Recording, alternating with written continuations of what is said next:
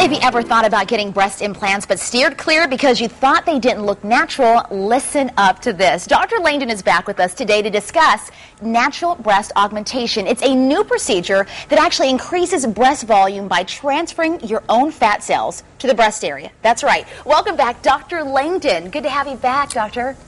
Good to be here. So let's talk a little bit about this whole thing that's called natural breast augmentation, a very kind of a different augmentation in a very cool way you're doing it. So tell us a little bit about it. Well, it's certainly natural because the main difference in breast size is the amount of fat that is present in the breast. So people that have smaller breasts actually have less fat.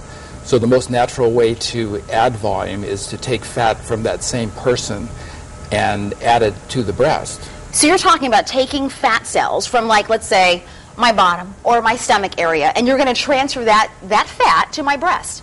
Correct, and it has to be done the right way. It can't just be done with a conventional liposuction because fat cells are kind of fragile. They have to be treated nicely, and they have to be processed and purified. And we now have new apparatus that really helps us. What we use is the Lipojet, which is a water jet assisted liposuction system. So what are some of the advantages you would say in having the natural breast augmentation versus the other methods that have been used in the past? Well, the real advantage is the natural look. Okay. And some people don't like the idea of having an artificial substance in their body. So breast implants always have a silicone shell, whether they are filled with silicone gel or saline.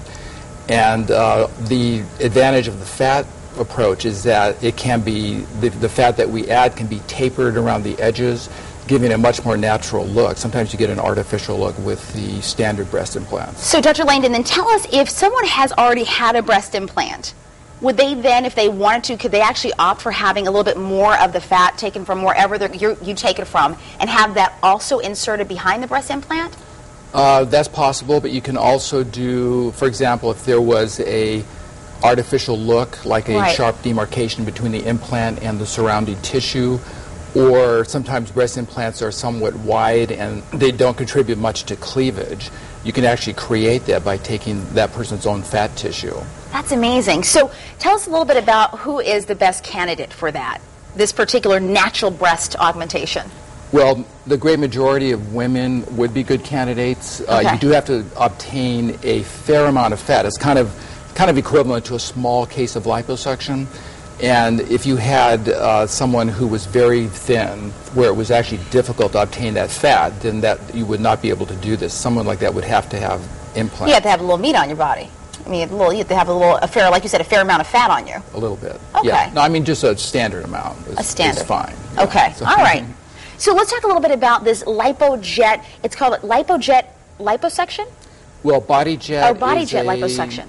It's a new system. It's also referred to as water-assisted liposuction, and it is it's actually used while we are doing the liposuction, and it's a water jet. It's actually the same local anesthetic solution, which is a saltwater solution that we use for liposuction. And it will gently disrupt the fat tissue, and the fat cells will come out in small clumps. And then we have a component of that called the lipocollector that will efficiently gather that fat tissue together and purify it, so it then is ready to use for the augmentation. And in terms of the stem cells and fat, I mean, what does that play, and what kind of role does it actually play in the augmentation? It's a very interesting concept because these are adult stem cells, so they're not the same as the embryonic stem cells that you might use to clone somebody, for example. And it turns out that fat tissue actually is the most abundant source of adult stem cells in the body. So a stem cell is a cell that can develop into other cell types. When we do lipoaugmentation, the most critical factor is that the fat cells be carefully and evenly distributed and that they have a good blood supply. And the stem cells will actually develop into blood vessel cells. So it enhances the take of the fat graft to have those stem cells in there. So is it a higher risk to have this particular procedure done versus another procedure, or is the risk about the same? For a number of years there was concern about mammograms. Sometimes you would get a little bit of calcification that could make it difficult to interpret a mammogram. The radiologists now have newer digital mammography systems that actually take care of that problem.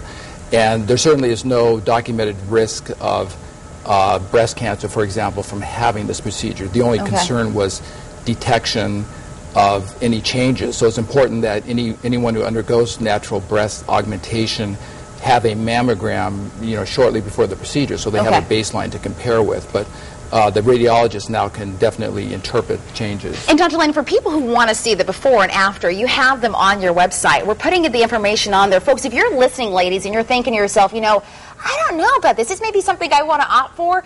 Go to Dr. Langdon's website, www.langdoncenter.com, and right there where it says natural breast augmentation, you actually have the pictures there to kind of show the difference of what you're talking about in terms of what it would look like. Yes, and then we have some questions and answers that clarify a lot of the issues on this topic. I like that.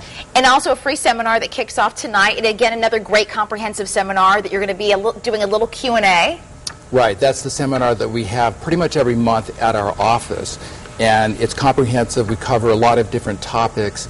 And people find the seminars very educational. I like that. All right, everybody, if you want to get in contact, I should say, with Dr. Langdon at the Langdon Center for Laser and Cosmetic Surgery in Guilford, the information is on the screen, or just come to our website and we'll have the information there for you. Dr. Langdon, thanks so much for being here again. Okay, thanks, Desiree. Great topic. All right, we appreciate it. Stick around because I've got something for you and everybody else at home. Coming up next, it's the perfect gift for your mom and my mom. We're talking Mother's Day gifts when Connecticut Style returns, so stick around, everybody.